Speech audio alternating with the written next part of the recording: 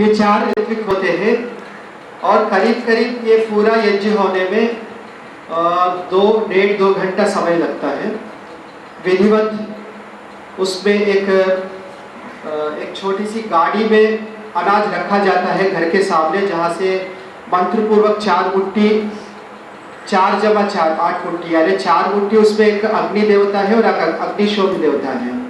दोनों के 4-4 मुट्ठी जौ अथवा धान क्या बोलते हैं हम मराठी में, धानी बोलते हैं ना, जो चावल का छिलका वाला, वो लिए जाते हैं। मंत्र पूर्वक उनको कूटा जाता है, छिलका हटाया जाता है, पीसा जाता है। फिर इसका पुरोडाश एक शब्द है, बाटी तो जानते होंगे,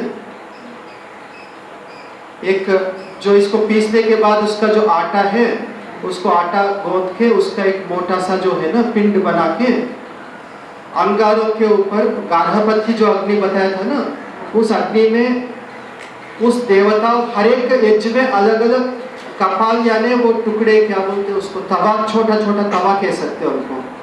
कपाल वैसे कहते हैं, घड़ा फूटने पर जो टुकड़े हैं ना उसको कपाल कहते हैं। हाँ, तो उस प्रकार छोटे छोटे अग्नि देवता जहाँ हो वो तो 8 है।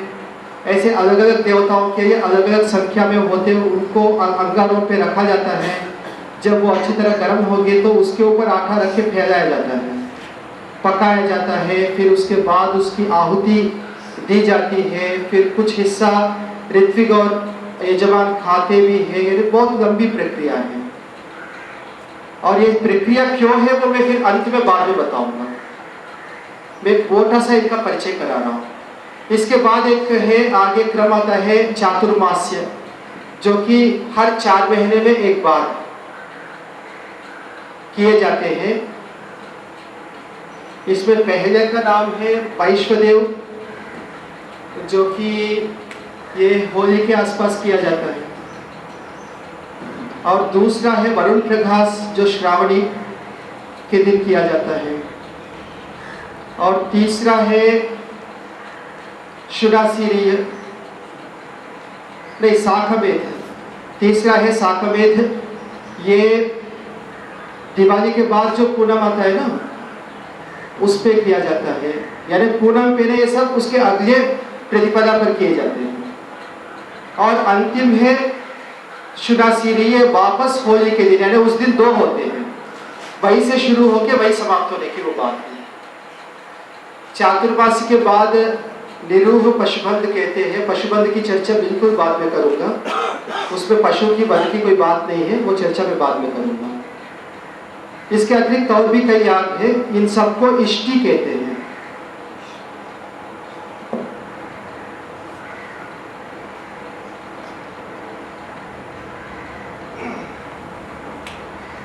इनमें ये जितने याग अभी बताया है, इन सबका वर्णन, इनको कैसे करना चाहिए, सभी ऋत्विजों का जो कार्य है वो शतपथ ब्राह्मण में उपलब्ध होगा।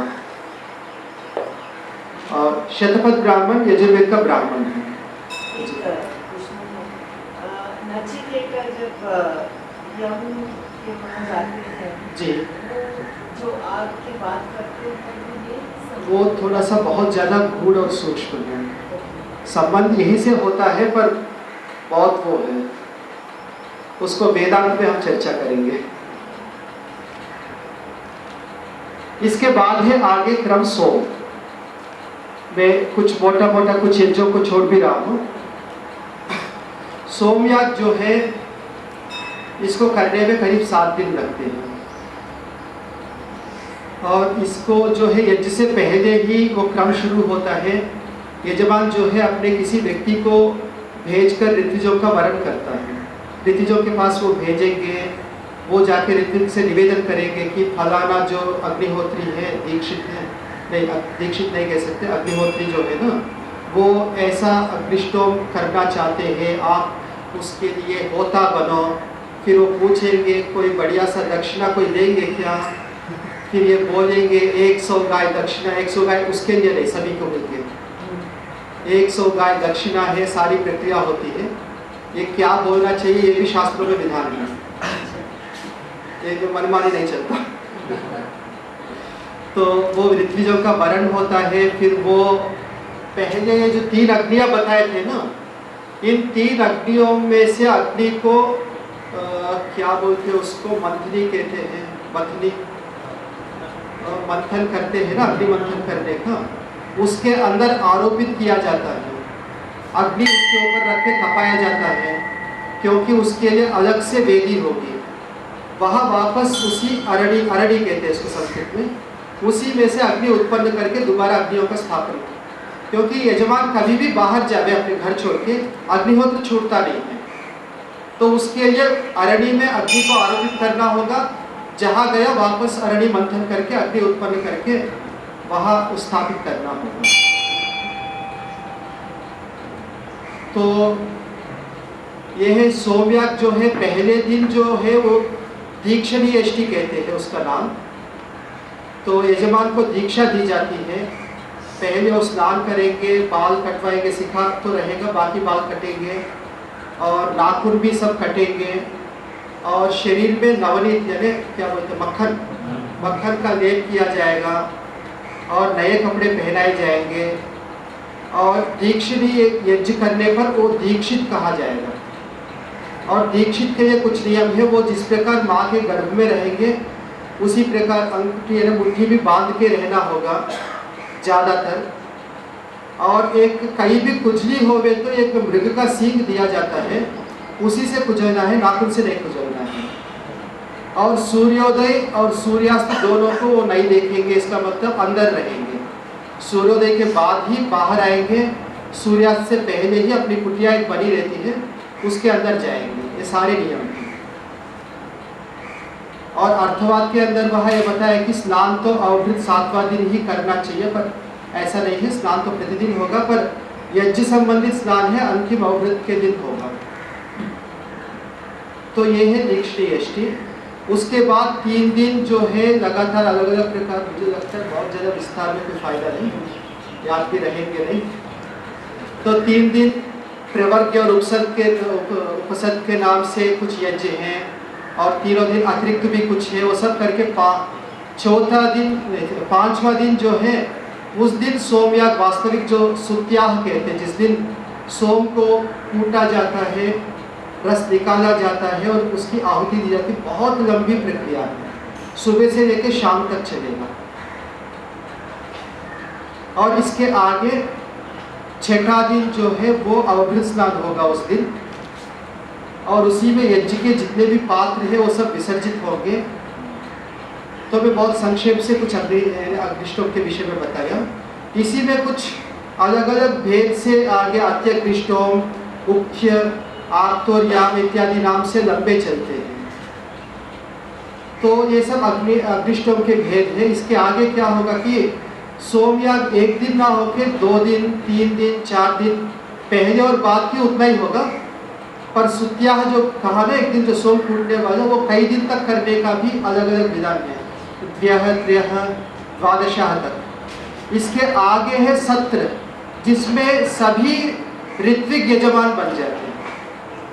अभी तक जो है इसमें एक यजमान, सोमयाग में 16 ऋत्विक है, सत्र में 17 की 17 ऋत्विक है, 17 की 17 यजमान है।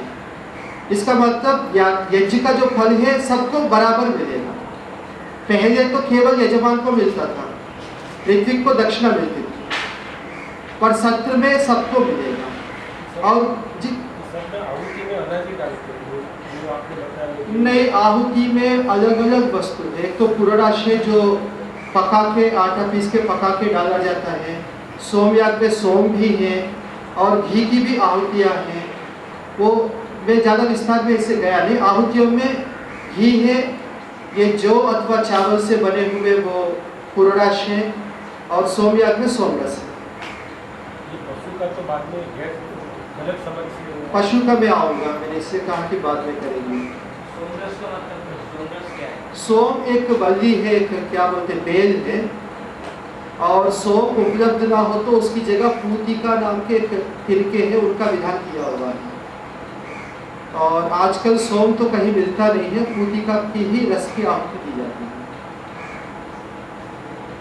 ये बातें को मिलती है सब्जी, पूतिका की रस? पूतिका हाँ मिलती है, सोम का तो मिलता नहीं। सोम का नहीं। जो लक्षण बताए सोम का कि प्रतिदिन जैसे सूर्य की कला बढ़ती है, एक एक पत्ता बढ़ता जाता है, पूनम के दिन 15 पत्ते उसमें होते और बाद में एक एक पत्ता गिरता है, इस प्रकार लक्षण वाला अभी कोई मिला नहीं है।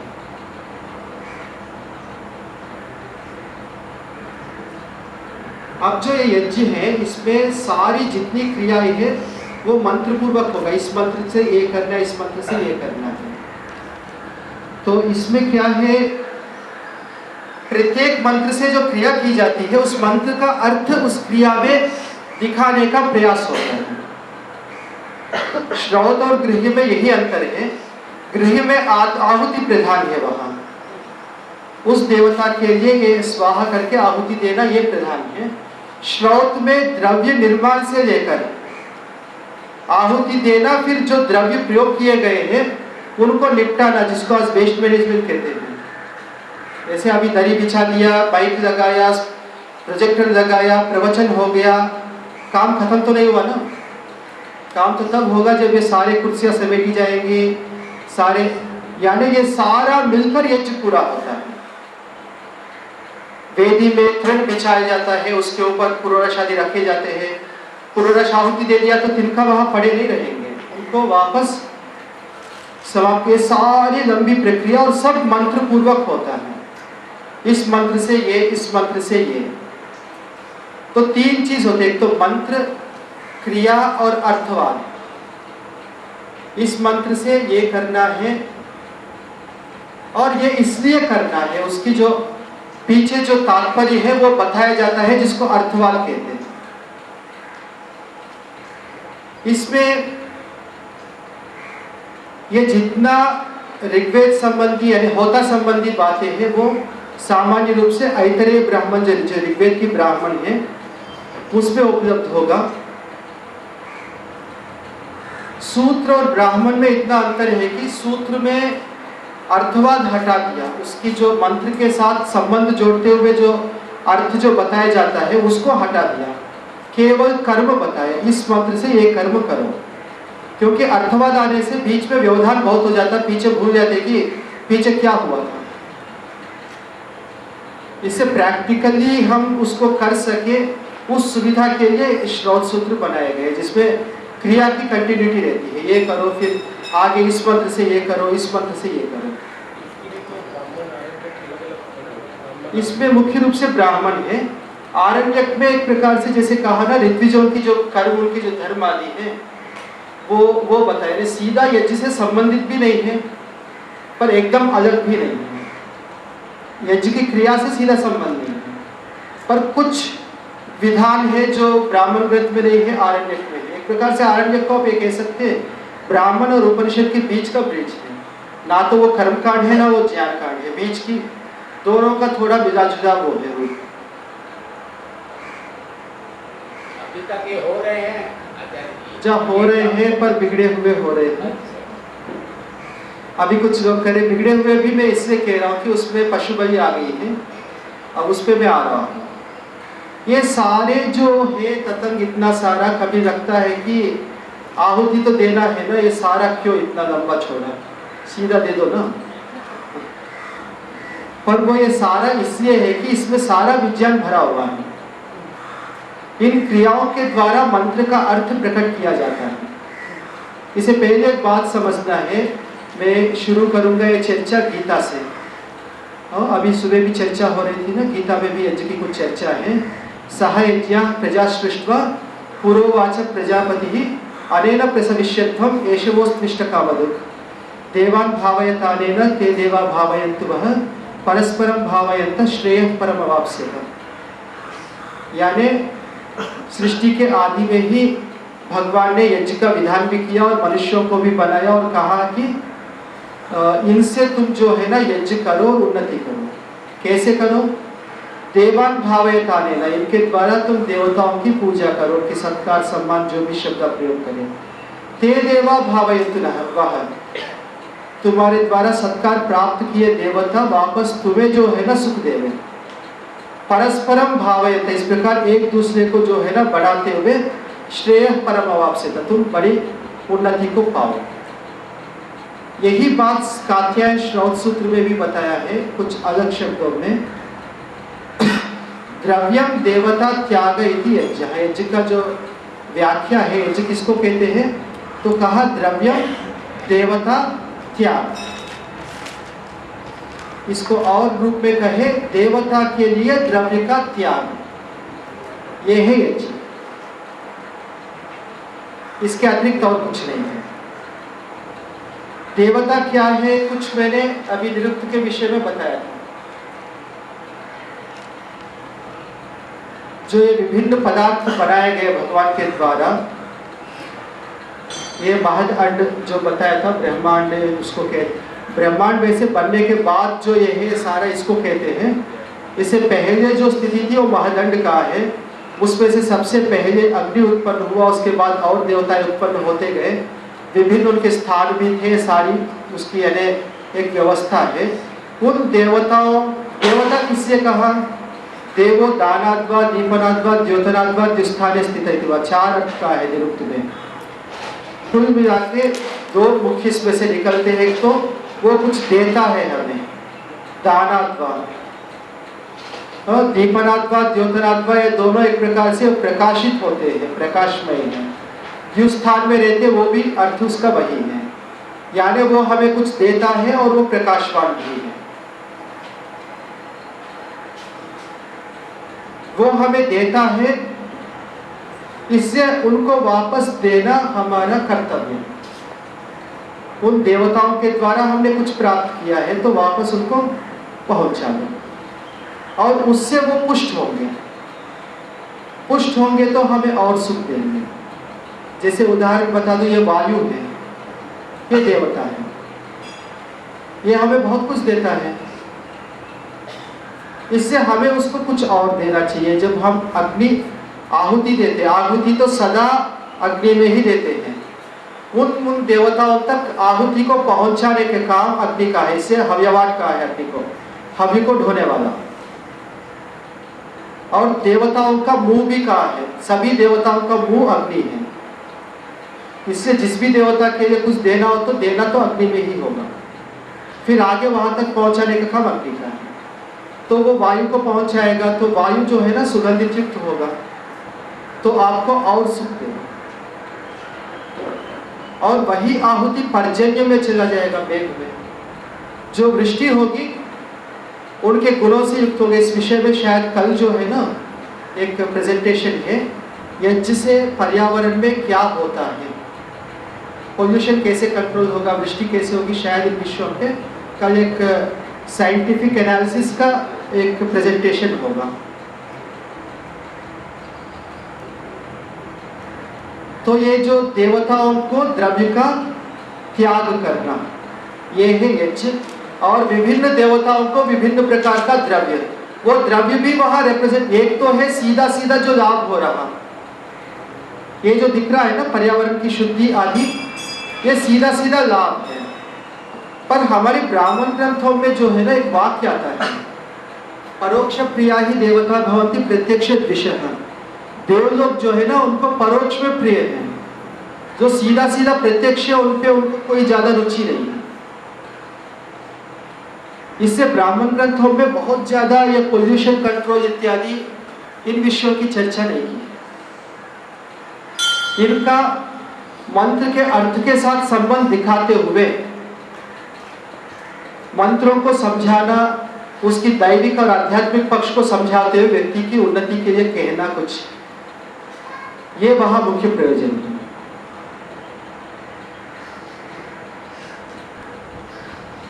वहां जैसे दर्श और पौर्णमासी है, इन दोनों का जो आध्यात्मिक पक्ष में बताने का प्रयास करूंगा। इसमें देवता जो है ना, एक अग्निशोम है और एक अग्नि है, पौर्णमासी में। दर्श में इंद्राग्नि और अग्नि। इसमें क्या है अर्थवाद, जो वहां मंत्र बहुत से लंबी प्रक्रिया पर वहां पौर्णमासी का जो मुख्य प्रयोजन बताया है, पौर्णमासी के दिन इंद्र वृत्र को मार देता है। वृत्रवध पौर्णमासी का जो मुख्य थीम है। पर क्या होगा, युद्ध करने के बाद इंद्र जो है ना, एक तो वृत्र को मार दिया तो बन गया महेंद्र। पहले इंद्र था, पर जब वृत्र को मार दिया तो क्या बना, महेंद्र बन गया। यानी उनकी प्रसिद्धि ज्यादा हो गई। ये तो प्रसिद्धि तो ज्यादा हो गई, पर युद्ध कर करके इतना थक गया कि हार गया। हारना कहते हैं ना, थक गया तो मैं हार गया। वो हार के कहीं जाके छुप जाता है किसी गुफा में, क्योंकि जो कथा के रूप में ही कहने की एक हमारी परंपरा है। तो सारे देवता ढूंढना शुरू करते कि इंद्र कहाँ गया है। फिर अंत में पता करते हैं कि फलाना इस जगह पर है। फिर पकड़ के लाने का प्रयास करते, इंद्र कहता है कि भाई अब तो मैं कुछ नहीं कर सकता, मैं बहुत थक गया हूँ। तो कहते नहीं, अब आपको हम पुष्ट करेंगे। तो दर्श जो यज्ञ है वो इंद्र को पुष्ट करने वाला है,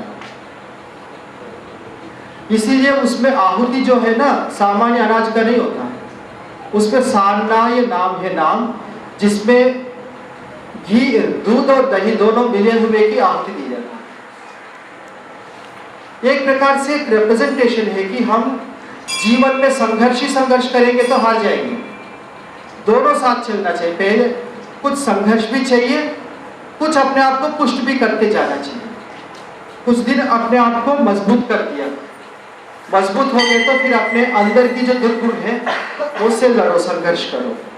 थक गया तो फिर कुछ दिन जो है ना अपने आप को मजबूत करो, ये क्रम चलेगा।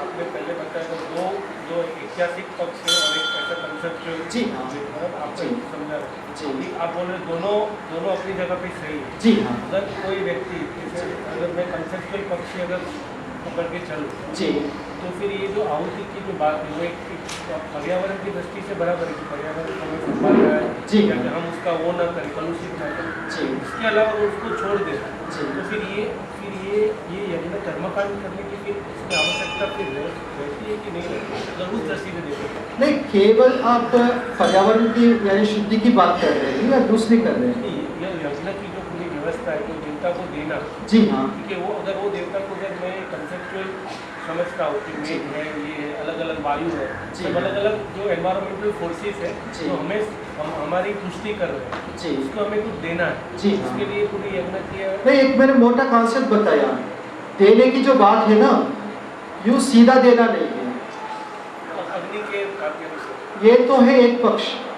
दूसरा जो है ना, इन देवताओं को पुष्ट सूक्ष्म रूप से भी करना होगा। वहाँ फिर ये सारे वहाँ घी भी रिप्रेजेंटेशन है किसी वस्तु का, पूर्णाश भी किसी वस्तु का रिप्रेजेंटेशन है।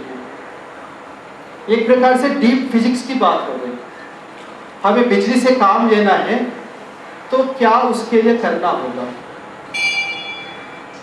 अगर मैं सिंबॉलिक लूँ ये सब symbolic, जी हाँ, तो फिर अगर ये समझ के जीवन जीने का प्रयत्न करें, जी, फिजिकली वो यज्ञ न करें तो भी इसमें जो है ना वो स्थिति होगी सन्यासी की। ये यानी आपकी बात बिल्कुल वैलिड है।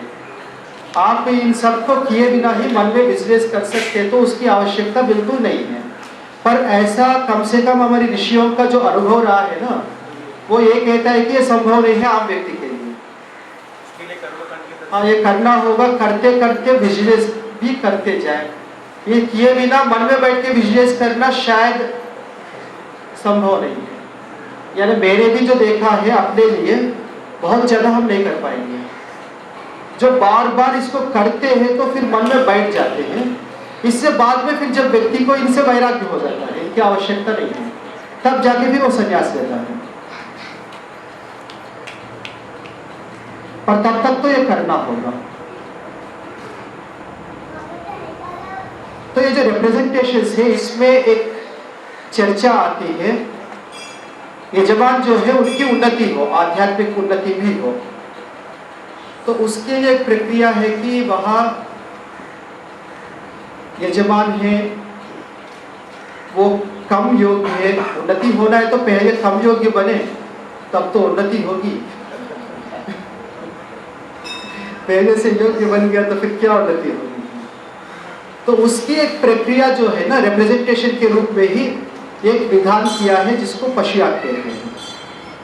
और वहाँ वाक्य हम छिड़ाते भी हैं कई बार यजमानो वही पशु। तो यजमान को वो पशु माना है, यानी पशु जो है यजमान को रिप्रेजेंट करता है। और आचार्य रूप, एक खंबा जो है ना जिसके साथ पशु को बांधा जाता है, वो आचार्य का रिप्रेजेंटेशन है। और उस पशु को उस खंभे के साथ बांधा जाता है। तो समझ में आया ना? यहां तक तो कोई समस्या नहीं, क्योंकि रिप्रेजेंटेशन है। पशु को उसके साथ बांधना, आचार्य के साथ बंधने के बाद क्या होगा, यानी विद्यार्थी को तपस्या करनी होगी। उस तपस्या में एक बहुत बड़ी तपस्या है प्राणायाम। उस प्राणायाम के द्वारा तपस्या को रिप्रेजेंट करने का प्रयास कहते हैं, जिसके लिए एक शब्द का प्रयोग किया है, तामयंती। एक क्रिया है तम धातु से, तामयंती। उस पशु को तमन करते हैं। सारी झगड़ा इसी पर है, तमन क्या चीज है। प्रश्न समझ में आया ना? आजकल क्या करते हैं, इस तमन का अर्थ नाक बंद करके, मुंह बंद करके, तो क्या बोलते हैं उसको, एक शब्द है ना, यानी सफोकेशन के द्वारा उसको मारा जाता है।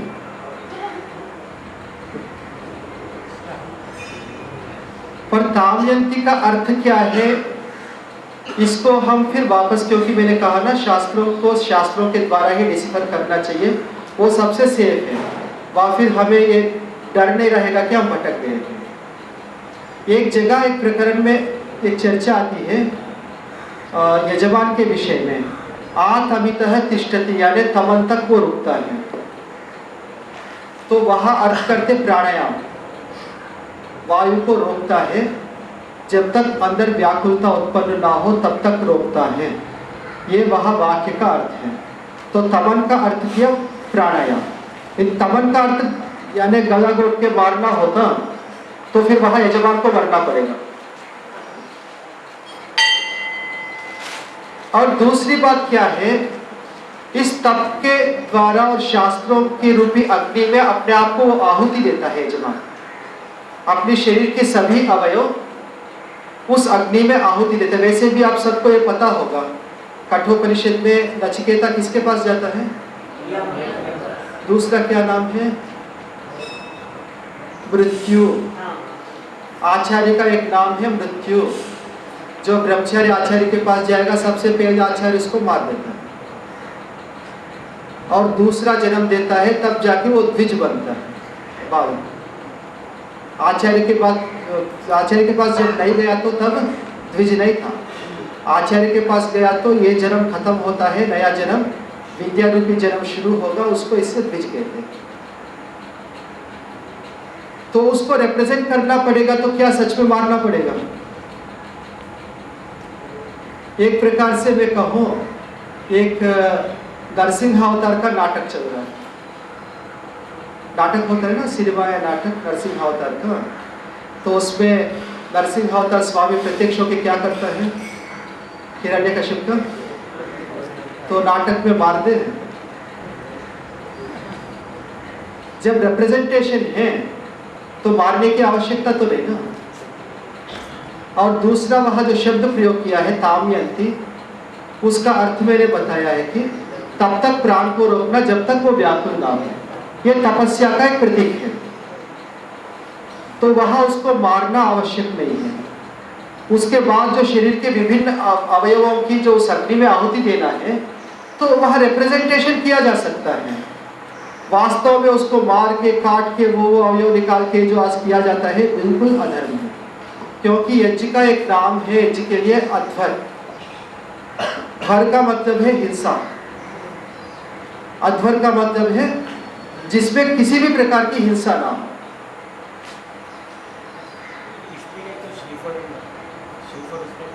हम अलग अलग प्रकार के कुछ पिष्ट पशु कहते हैं, आटा से पशु करके भी करते हैं।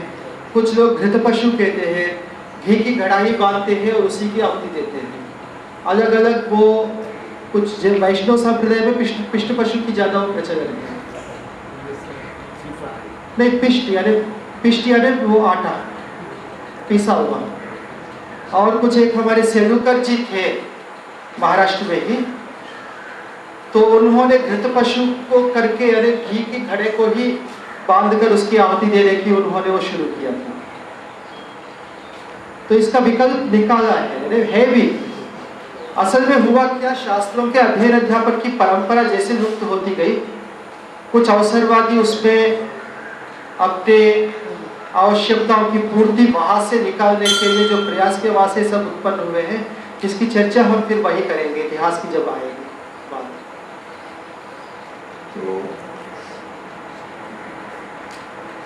पशु इसलिए है क्योंकि वो मेजबान को पशु के साथ जी हाँ कंपेयर किया है इसलिए।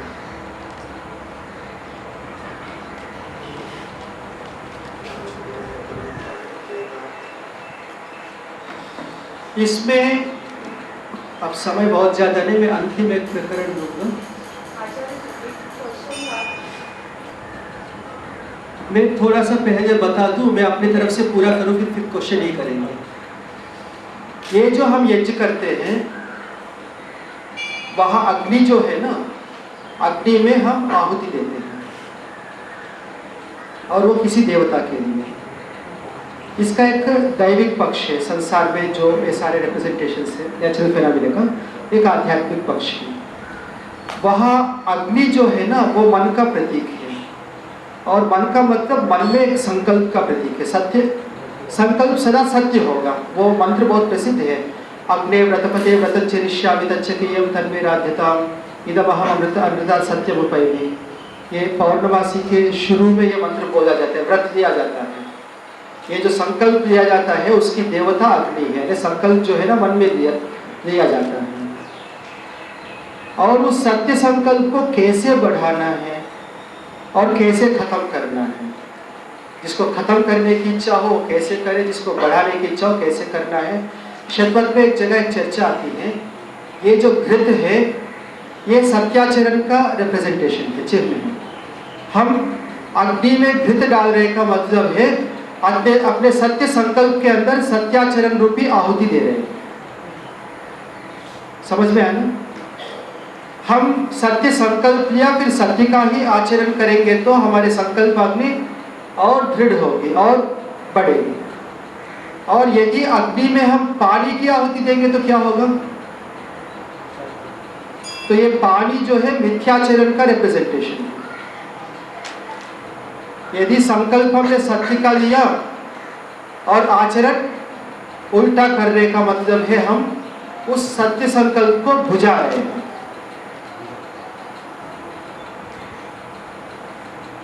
तो ये जो है इसका एक मोटा सा आध्यात्मिक एक दृष्टि, वैसे बहुत विस्तृत है। मैं खुद कंफ्यूज था, कुछ पॉइंट्स लिखे तो लाया था, क्या क्या मैं बताऊं क्या क्या ना बताऊं। अब आप पूछेंगे तो उसके अनुसार मैं बता दूंगा।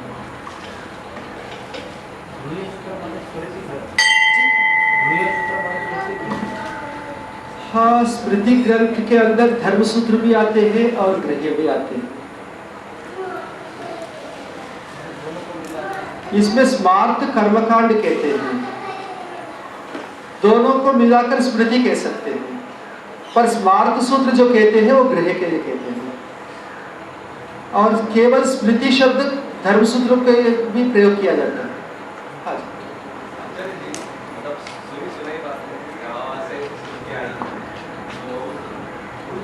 ऐसे भी है कि जो वो एग्जीक्यूट करता है तो उनको उसके लिए प्रायश्चित लेना है, सही है? नहीं, कर्मकांड करते समय हम कई गलती कर देते हैं, फिर उसके लिए प्रायश्चित का विधान। और आजकल जो चलता है प्रायश्चित करते ही है, क्योंकि मैंने पूछा था अपने गुरुजी जिनसे मैंने मीमांसा पढ़ी थी, मैंने पूछा कि ये गलती होने पर प्रायश्चित का विधान है, तो आप गलती हो ना हो क्यों करते हैं? फिर उन्होंने बोला कि हमें कर कर के अनुभव ये है कि गलती कर ही देते हैं। इतनी लंबी प्रक्रिया में कहीं ना कहीं हो ही जाती है। अब मान लो पता नहीं पड़ा, हमने प्रायश्चित नहीं किया तो गड़बड़ होगा।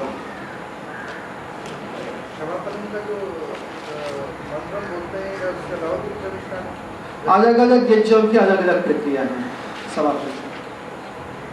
इसमें आप वो कॉन्सेप्ट मत लीजिए कि बैठ के एक घी की पात्र है और श्रुवा से स्वाहा आहुति स्वाहा, वो नहीं है इसमें, वो कॉन्सेप्ट बिल्कुल नहीं है। क्षमा मतलब माफी के लिए जो वो है मंत्रहीनम क्रियाहीनम, प्रायश्चित, जी हाँ, एक मंत्र है मंत्रहीनम क्रियाहीनम, जी हाँ, वही है। तो ये कॉमन नहीं, यानी ऋत्विक लोग जो नियमित करते हैं उनका अनुभव ये है कि कहीं ना कहीं गड़बड़ हो ही जाता है, इसलिए फिर हम कर ही रहे। अथर्ववेद के भी ऐसे है क्या? नहीं, इसमें जो असल में मैंने वो ज़्यादा विस्तार से करके वो बताया नहीं। एक्चुअली क्योंकि बहुत लोग बोलते हैं कि अथर्ववेद की जैसे ये ब्लैक मैजिक अरे वो बात बिल्कुल गलत है।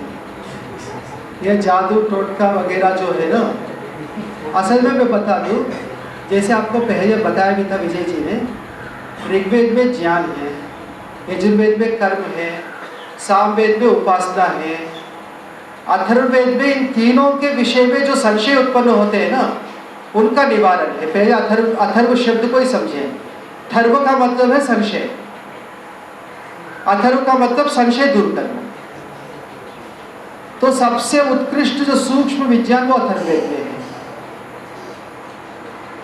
इस कारण से फिर किसी को लगा कि जादू टोटका भी शायद इसमें है। जो उसमें मंत्र है कि शत्रु को मारने के लिए, ऐसा करो, किसी भी व्यक्ति से वो मंत्र पढ़वा देना, कोई शत्रु मरे तो मुझे बता। यदि ऐसा हो तो फिर पाकिस्तान से युद्ध करने की आवश्यकता ही नहीं। ठीक है, मैं पर ऐसा नहीं होता मंत्र बोलने से या कुछ करने, उसके लिए जो करना है, मंत्र तो फार्मूला है। बिल्कुल वो बात सही है कि उस मंत्र से शत्रु मरेगा, क्योंकि उसमें वो फार्मूला दिया है जिससे शत्रु मरे, उसको एग्जीक्यूट इन एक्शन तब तो होगा, मंत्र बोलने से नहीं होगा।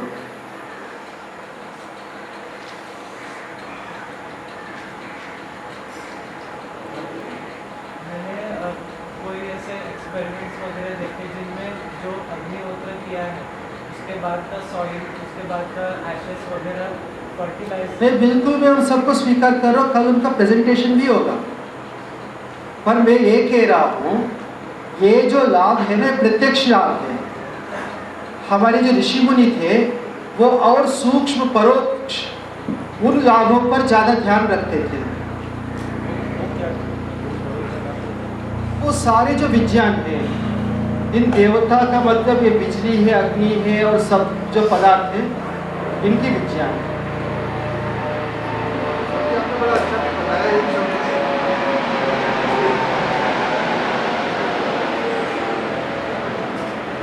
आप बताइए। हाँ, आपने बड़ा बताया ऋग्वेद में ज्ञान का आपने बोला, फिर आपने बिल्कुल मिस कर गया सामवेद और यजुर्वेद। यजुर्वेद में कर्मकांड है, सामवेद में उपासना।